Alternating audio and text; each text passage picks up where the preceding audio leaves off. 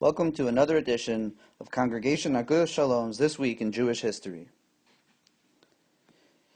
This week, in the year 1860, Uriah Levy, a Jewish officer in the United States Navy, was given command over the U.S. Eastern Mediterranean Fleet. Who was Uriah Levy? Uriah Levy came from a distinguished American Jewish family and became a prominent figure in his own right. His grandfather, Jonas Phillips, came to America, to the colonies in 1756 from Germany, and was one of a number of Jewish soldiers to fight against the British in the Revolutionary War.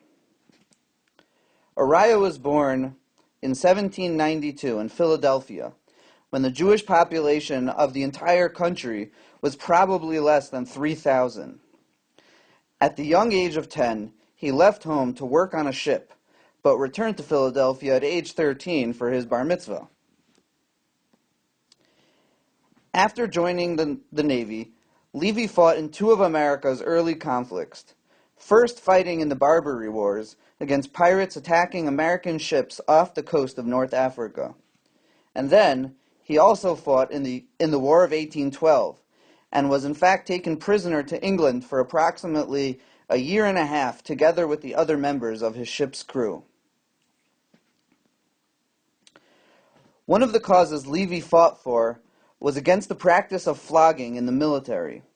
He preferred other, tamer modes of discipline. And in fact, Levy's principles got him in trouble in this instance, and he was actually court-martialed for his resistance to flogging. After his military career, Levy moved to New York City, where he invested in real estate and became a wealthy member of the city's Jewish community.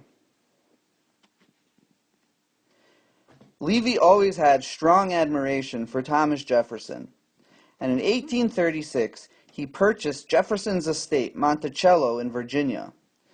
In fact, one of the things I found most interesting when visiting Monticello a number of years ago is a Jewish grave, this being the grave of Rachel Levy, Uriah's mother, and if you look closely, you can see the words 7 of ER,